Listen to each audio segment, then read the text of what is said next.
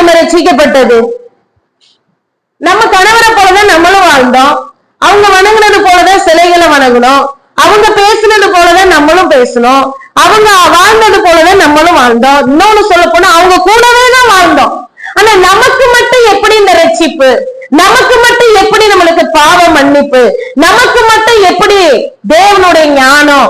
நமக்கு மட்டும் எப்படி தேவ சமூகத்துல ஜெபிக்க ஒரு வாய்ப்பு கிடைச்சிருக்கு? அப்படின்னா தேவன் நம்ம மேல வச்ச அந்த தயவுள்ள சித்தம் நிறைவேறி இருக்கிறது. ஆமென். அவங்க வாழ்க்கையில நிறைவேறக்கூடிய காலங்கள் என்ன செய்யலாம்? வரலாம், வரும். ஆமென். இப்ப நான் ரட்சிக்கப்பட்டு 10-13 வருஷங்களுக்கு மேல ஆயிட்டு கூடவே ஆயிருச்சு. ஆனா எங்க அம்மா ரட்சிக்கப்படல, தம்பி ரட்சிக்கப்படல. இப்ப நான் நிறைய பேர் நான் முதல்ல நினைப்பேன், ஆண்டவரே நான் நிறைய பேருக்கு சத்தியத்தை சொல்லும் போது உன் குடும்பம் ரட்சிக்கப்பட்டிருக்கான்னு கேட்பாங்களே. ஆனா ஆண்டவர் இந்த நாட்கள் என்ன செஞ்சிருக்கிறார்? நான் ரட்சிக்கப்படும் போது, அதாவது நான் ரட்சிக்கப்பட்ட அந்த நாட்கள் என் குடும்பம் ரட்சிக்கப்படல, சில வருடங்கள் ஆனதற்கு பின்பு ஆண்டவர் என்ன செஞ்சிருக்கிறார்? அவங்கள தொற்றிருக்கிறார், அவங்களோட பேசி இருக்கிறார், அவங்க அந்த பாரம்பரியத்தை விட்டு வரும்படியான ஒரு வாய்ப்பை கொடுத்திருக்கிறார். அவங்களும் ஏசப்பாவுடைய பிள்ளையா மாறும்படி என்ன செஞ்சிருக்கிறார்? வாய்ப்பை கொடு. இதுதான் தேவ சித்தம். அவங்க இத்தனை வருடத்திற்கு பின்பு, நான் ரட்சிக்கப்பட்ட இத்தனை காலங்களுக்கு அப்புறம் அவங்க இயேசுவை ஏற்றுக்கொண்டு சாட்சி சொல்லும் போது சொன்னாங்க இல்லையா, நான் இயேசுவின் பிள்ளை, இந்த ஒத்த வார்த்தை போகும் தானே. அவங்களுக்கு சத்தியம் தெரியாது, அவங்களுக்கு ஜெபிக்க தெரியாது, அவங்க தேவனுடைய வார்த்தையை வாசிக்க தெரியாது. ஆனா ஒண்ணு மட்டும் அவங்க இருதயத்துக்குள்ள இருந்து வருது பாத்தீங்களா, நான் ஏசப்பாவுடைய பிள்ளை, நான் ஏசப்பாவுடைய பிள்ளை, நான் உங்களை நம்புறேன், நீங்க தான் எனக்கு எல்லாமே. இந்த ஒரு வார்த்தைய ஆண்டவர் எத்தனை ஆண்டுகளுக்கு பின்பு அவங்களுக்கு கொடுத்திருக்கிறார். ஆமென். ஹல்லேலூயா. சபைக்கு பக்கத்திலே வீடு இருந்த காலங்கள் அவங்க ஆண்டவரை தேடலங்க. சபைக்கும் வீட்டுக்கும் ஒரு ஒரு ஒரு 15 அடி தூரம் தான் இருக்கும். ஆண்டவரை தேடல, ஆண்டவரை நம்பல, ஆண்டவரை இயேசுவை நோக்கி கூப்பிடல. ஆனா இன்றைக்கு அவங்க சொந்த ஊருக்கு போன பிறகு அங்க இருக்கிற ஜனங்கள் எல்லாருமே இந்து ஜனங்கள் தான். அந்த கிராமத்துக்குள்ள போயிட்டு தைரியமா நான் ஆண்டவருடைய பிள்ளை, இன்னைக்கு ஊர் எல்லாரும் என்ன சொல்றாங்க? இவ அல்லேலூயாக்காரவங்க, இவங்க சர்ச்சுக்கு போறவங்க. உண்மையிலே தேவன் எப்படிப்பட்டவர் என்பதை, எவ்வளவு பெரியவர் என்பதை அறிய முடிகிறது. ஆமே. ஊர்ல இங்க இருக்கும்போது தேட வைக்கப்பட்டாங்க.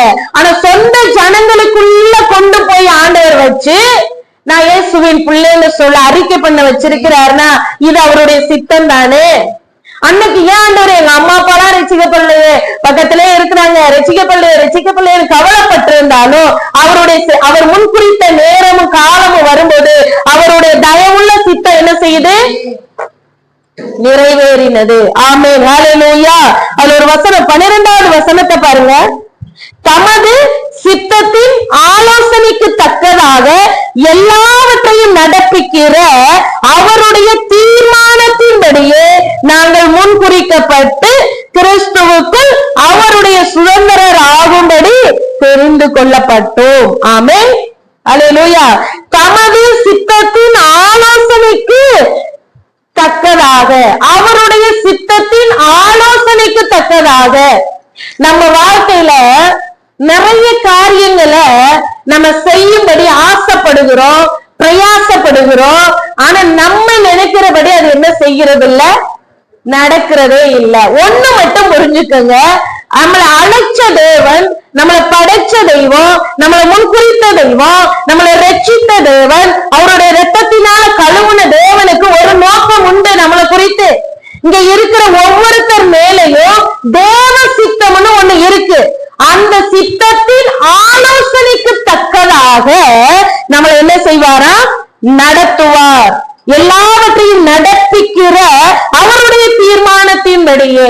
சிஸ்டர், நான் இப்படி நினைக்கிறேன், என் கணவர் இப்படி இருக்கணும்னு நினைக்கிறேன், ஆனா அவர் அப்படி இல்லையே. சோர்ந்து போகாதீங்க.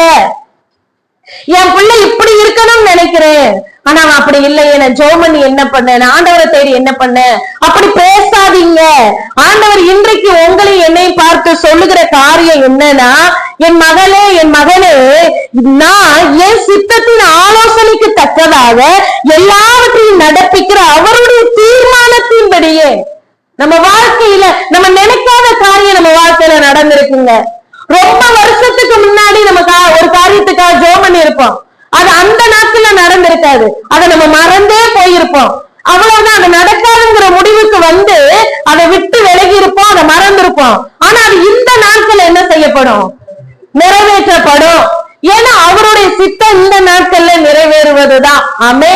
இந்த ரோட்டை கிராஸ் பண்ணி போகும் போதெல்லாம் என் இருதயத்துக்குள்ள ஒரு என்ன வரும்? பிரின்சிகா வீட்டுல ஒரு ஜெபம் நடந்தா நல்லா இருக்குமே, ஞாயிற்றுக்கிழமை ஆராதனை அவங்க வீட்டுல வச்சா நல்லா இருக்குமேன்னு பல முறை நான் உங்க வீட்டை கிராஸ் பண்ணும் போதெல்லாம் சிந்திச்சிருக்கேன்.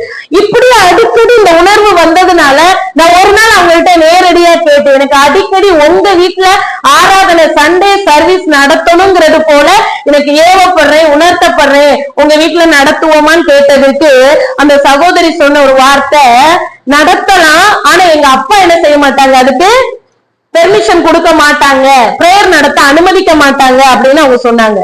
ஆனா அன்னைக்கு தேவ சித்தம் என்னன்னு எனக்கு தெரியல. ஆனா இன்னைக்கு அதே சகோதரி வீட்டுல அப்பாவுடைய அனுமதியோடு ஞாயிற்றுக்கிழமை சண்டே சர்வீஸ் இந்த இடத்துக்கு வந்துதான் நம்ம என்ன பண்றோம்?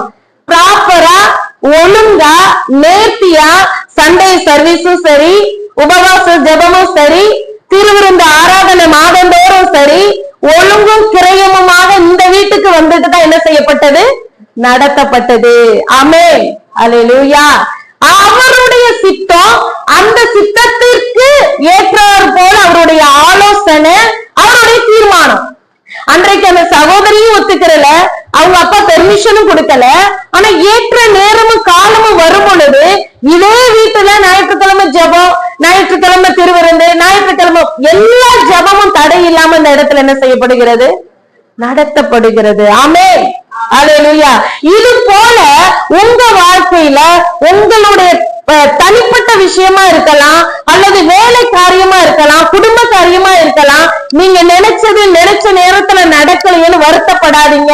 அது தேவ சித்தமா இருக்குமே. ஆனால் அந்த காரியம் உங்க வாழ்க்கையில நடப்பது தேவ சித்தம்னா, உங்க காரியத்துல அது நிறைவேறுவது தேவ சித்தம்னா, ஆண்டவர் அவருடைய தீர்மானத்தின்படியே, அவருடைய ஆலோசனையின்படியே, அவருடைய தயவுள்ள சித்தத்தின்படியே இயேசுவின் நாமத்தினால அந்த காரியத்தை அவர் ஏற்ற காலத்துல நிறைவேற்றுவாராக.